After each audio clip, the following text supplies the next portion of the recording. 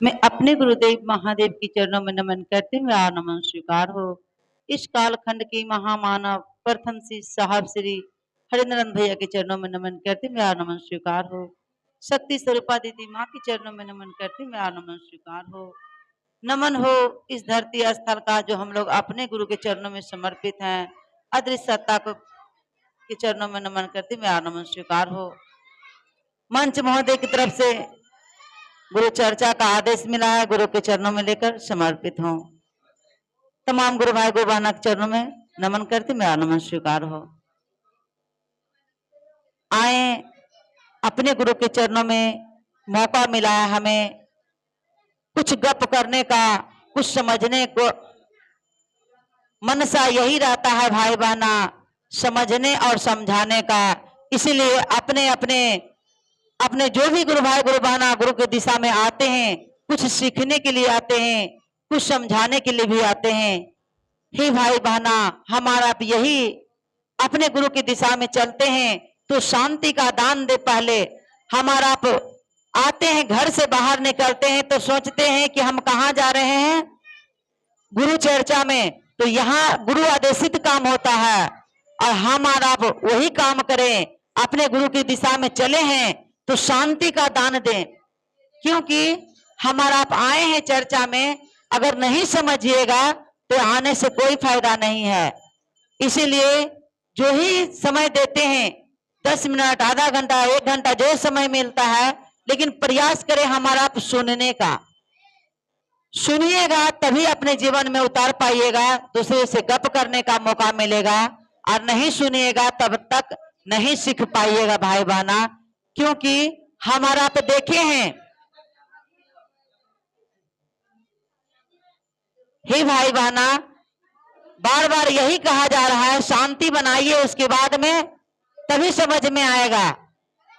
इसीलिए 3 सूत्र के माध्यम साहब कहे हैं कि 3 सूत्र करना है। क्या 3 सूत्र कीजिएगा? हमारा चर्चा करवा लीजिएगा लेकिन शिष्य नहीं बन पाइएगा तो क्या फायदा चर्चा करवाने से, बताइए तो। चर्चा हमारा आप खूब करवा लीजिएगा लेकिन शिष्य नहीं बन पाइएगा। शिष्य बनिएगा कैसे?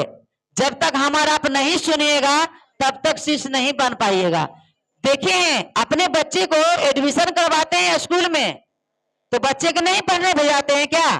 वो बच्चा खेलेगा तो क्या सीखेगा, बताइए तो। वो बच्चा खेलेगा, अगर उसको फुटबॉल दे दीजिएगा तो क्या बोलिएगा उसको टास्क बनाने के लिए तो बना पाएगा? नहीं बना पाएगा। उसको बोलिएगा कलम चलाने के लिए नहीं चला पाएगा। क्यों नहीं चलाएगा? क्योंकि तो फुटबॉल खेलना जानता है, वो बॉल खेलना जानता है, तो कलम कैसे सीखेगा पकड़ने के लिए? इसीलिए हमारा चर्चा सभी करवाते हैं, घर घर में चर्चा है, घर घर में महादेव का शिष्य है। ऐसा बात नहीं है भाई बहना कि एक ही घर में महादेव का शिष्य है। हर घर में देखिएगा महादेव का शिष्य मिलेगा, लेकिन वो कुछ नहीं करना सीखती है अभी तक। तो क्या फायदा है, बताइए तो। शिष्य कैसे बनिएगा? जब अपने बच्चे को स्कूल में भेजाते हैं तो उस बच्चे को कहते हैं कि आपका स्कूल में कोई टास्क मिला है क्या? नए बच्चे से पूछते हैं और उसको होमवर्क करवाते हैं। शाम को 1 घंटा पढ़ने के लिए बैठाते हैं, तभी ना बच्चा आगे बढ़ता है।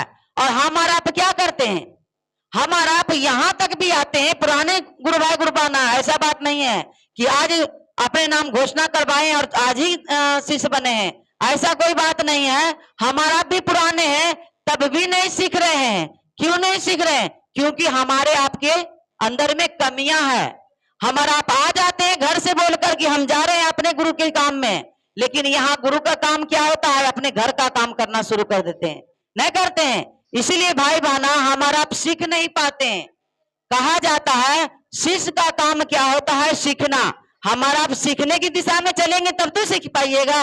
हमारा आप आते हैं घर से बोलकर, कहते हैं कि हम जा रहे हैं महादेव के काम में, और यहाँ आकर अपना काम करने लगते हैं, नहीं करते हैं। कितना हमारे गुरु भाई गुरु बहना चर्चा के माध्यम से बार बार प्रयास किए कि मैं अपने खिस्सा छोड़ दीजिए और जो कहा जाता है मन से उनको सुनिए। तो हमारा आप क्या करते हैं, जो मंच पर से क्या कह रहा है हमको आपको ध्यान देना नहीं है, हम जो क्या कह रहे हैं उस पर ध्यान देना है। हे भाई बहना, उससे कुछ हासिल होने वाला नहीं है।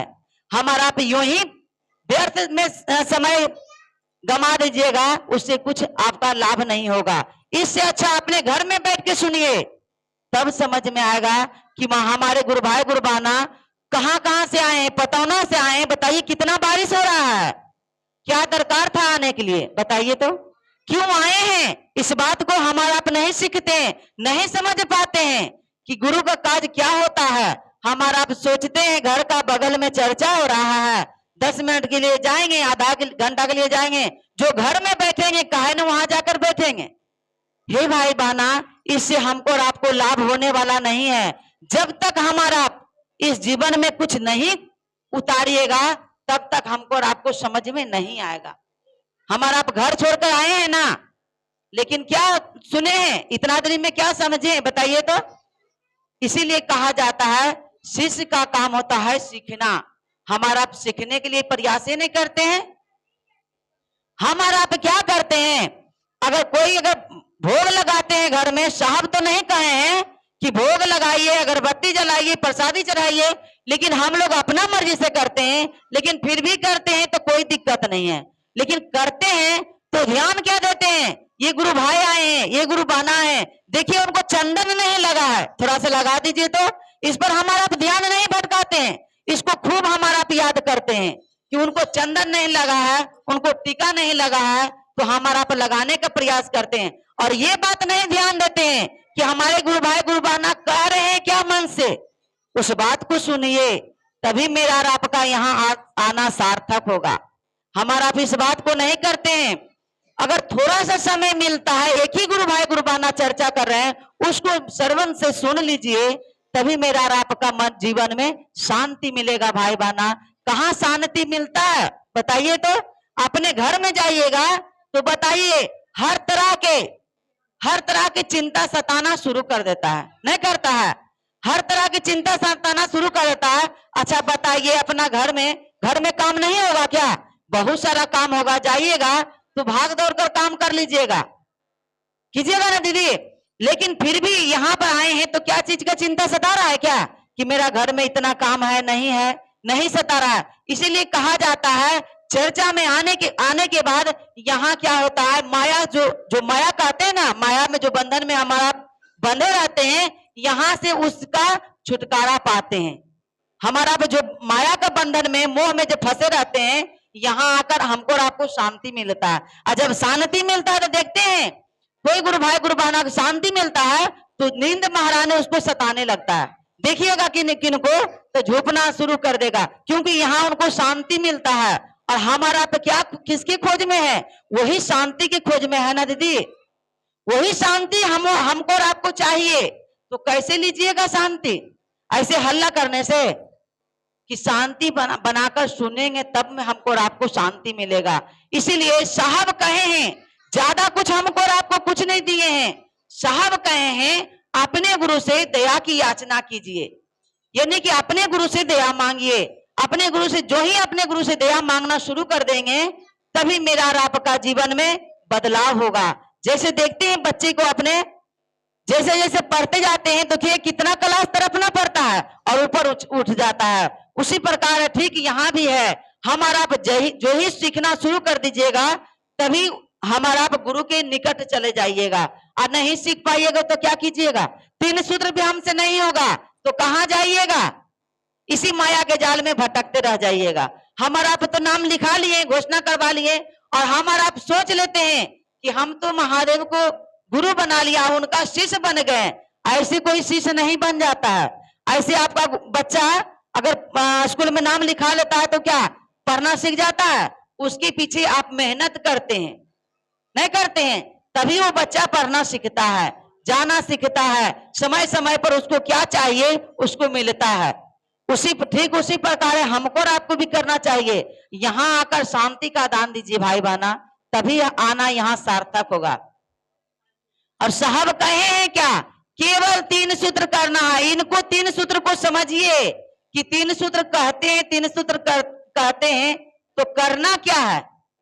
करना यही है कि अपने गुरु से बारंबार, अभी हमारे गुरु भाई बता रहे थे ना कि रिश्ता बनाइएगा, अगर देखते हैं मोबाइल का जमाना है, अगर छोड़ दीजिएगा गप करना, देखिए वो रिश्ता क्या होता है, सो जाता है, नहीं होता है।